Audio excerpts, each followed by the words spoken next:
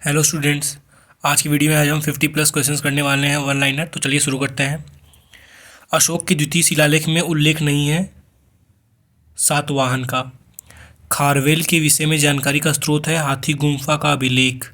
राजवंशों में सबसे पुराना राजवंश क्या था, मतलब था सातवाहन वंश जो है सबसे पुराना था, और सातवाहन के संस्थापक से मुक्त हैं। मौर्य के बाद दक्षिण भारत में सबसे प्रभावशाली राज्य था सातवाहन। सातवाहनों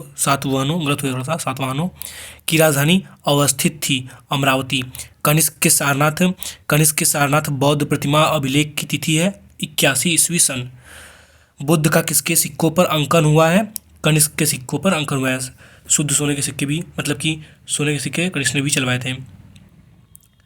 सर्वप्रथम उत्तरी तथा उत्तरी पश्चिमी भारत में सर्वाधिक संख्या में तांबे के सिक्कों को जारी किया था कुषाणों ने। कनिष्क ने सबसे शुद्ध सोने के सिक्के चलवाए थे। कुषाण वंश का शासक था, ठीक है। कुशल कड़फिसेस ने कुषाण वंश की स्थापना की थी। बढ़ते हैं आगे। काव्य शैली का प्राचीनतम नमूना किसके अभिलेख में मिलता है? तो काठियावाड़ के रुद्रदामन में। प्राचीन भारत में नियमित रूप से सोने के सिक्के चलाएं कुषाण वंश ने। उसके बाद है आपका बिना बेगार के किसने सुदर्शन झील का जीर्णोद्धार कराया? मतलब बिना कर लिए, अपने पैसे से बिना कर लिए उन्होंने कहा था रुद्रदामन प्रथम ने, ठीक है। और रुद्रदामन अभिलेख आपका गुजरात में, ठीक है।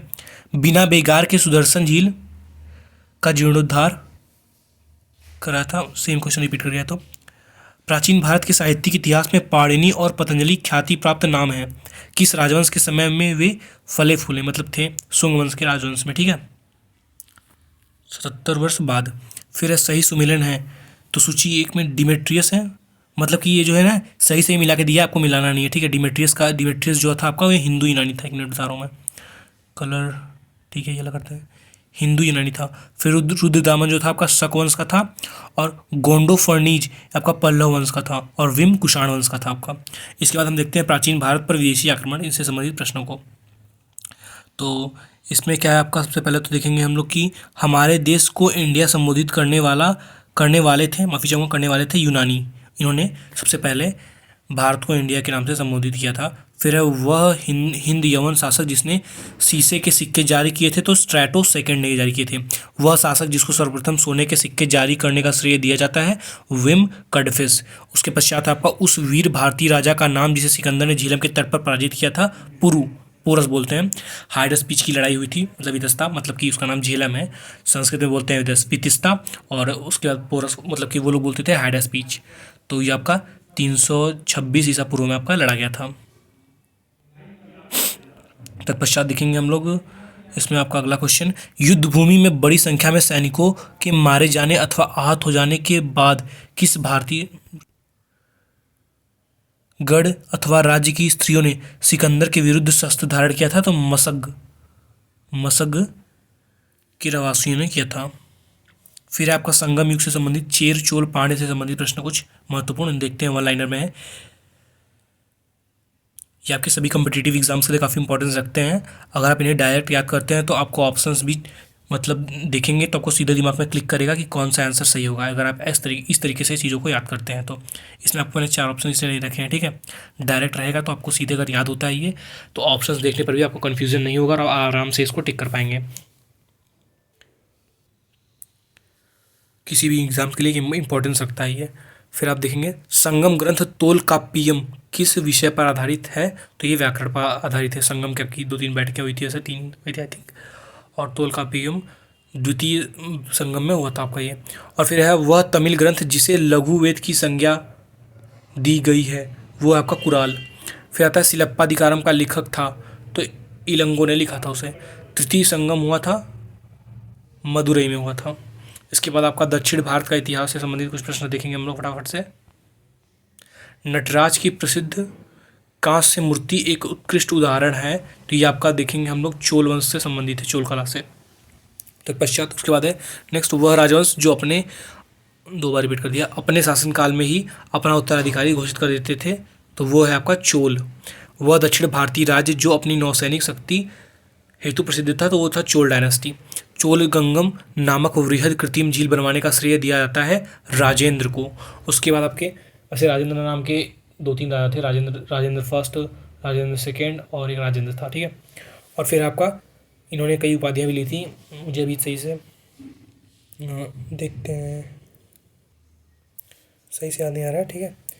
फिर देखते हैं आपका चोलों का राज्य किस क्षेत्र में फैला था, तो कोरोमंडल तट, दक्कन के कुछ भाग। कोरोमंडल तट आपका केरल साइड हो गया।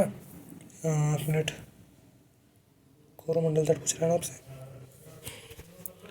कोरोमंडल तट Kerala Malabar,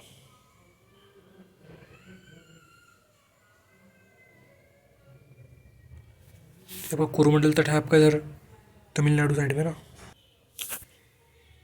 I think Tamil Nadu side में है।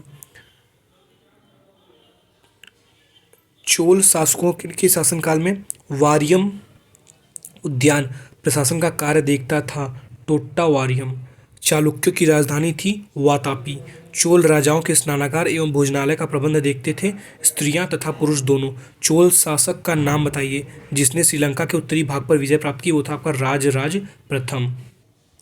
चोल साम्राज्य को अंततः समाप्त किया था तो मलिक काफूर ने किया था। वह चोल राजा कौन था जिसने श्रीलंका को पूर्ण स्वतंत्रता दी और सिंघल राजकुमार के साथ अपनी पुत्री का विवाह कर दिया था? कुलोतुंग फर्स्ट ने। 72 व्यापारी चीन में किसके कार्यकाल में भेजे गए थे, तो कुलोतुंग फर्स्ट के। फिर दक्षिण भारत का प्रसिद्ध टकोलम का युद्ध हुआ था चोल एवं राष्ट्रकूटों के मध्य में हुआ था। फिर है वह चीनी यात्री जिसने चालुक्य के शासनकाल में चीन एवं भारत के संबंधों का विवरण दिया है, वो है आपका ह्वेनसोंग। हर्षवर्धन के कार्यकाल में ये आया था। और फाहियान आपका चंद्रगुप्त के कार्यकाल में आया था, चंद्रगुप्त सेकंड के। फिर आपका फाहियान चंद्रगुप्त के कार्यकाल में आया था आई थिंक। फिर 21 वंश द्वारा प्रायः महिलाओं को प्रशासन में उच्च पद प्रदान किए जाते थे, तो वो है चालुक्य वंश में, ठीक है। मत्त विलास प्रहसन के लेखक थे महेंद्र वर्मन। 3री शताब्दी में वारंगल प्रसिद्ध था लोहे के यंत्रों उपकरणों हेतु।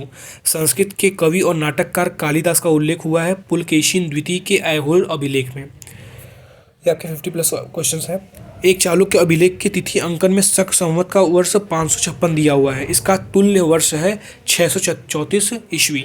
फिर है प्रसिद्ध संस्कृत लेखक दंडिन किसकी सभा को अलंकृत करते थे, तो वो है पल्लव वंश के। दंडी की रचना दशकुमार चरितम। वह पल्लव राजा जिसकी उपाधि राजसिंह थी, नरसिंह वर्मन द्वितीय। फिर है सही सुमेलन, तो इसमें आपको जो है ना पहले से सही सुमेलित करके दिया हुआ है, ये सही सुमेलित ही है आपका, देखिए लिखा ना सही सुमेलन है। दक्षिण भारत के समुद्रगुप्त उनके राज्य। धनंजय का कुस्तलपुर है। फिर नीलराज का है अवमुक्त। उग्रसेन का है पालक्का। विष्णुगोपा का है कांची। और फिर इसके आगे जो आपको नीचे है वो भी सही सुमेलित ही है। तो ये है आपका, देखिए राजवंश दिया है और इसके बाद क्या दिया है, तो ये दिया है पल्लव वंश, इसका हो जाएगा कांची। पांड्य वंश का दिया है मदुरै। यादव वंश का दिया है देवगिरी। और काकतीय वंश का दिया है वारंगल। फ़ोन होने के लिए सॉरी बोलता हूँ मैं, ठीक है। यादव वंश का देवगिरी, काकतीय वंश का है वारंगल। और अगर आपको वीडियो अच्छा लगा तो इसको लाइक करिएगा। और जो गुप्ता डायनेस्टी है इसको हम लोग अगले वीडियो में कवर करने वाले हैं। ये आपके सीधे वन लाइनर हैं जो आपके एग्जाम में सीधे हिट करेंगे क्वेश्चन से। तो मैं उम्मीद करता हूँ आप इसे सभी को याद करेंगे अच्छे से। ओके, मिलते हैं नेक्स्ट वीडियो में।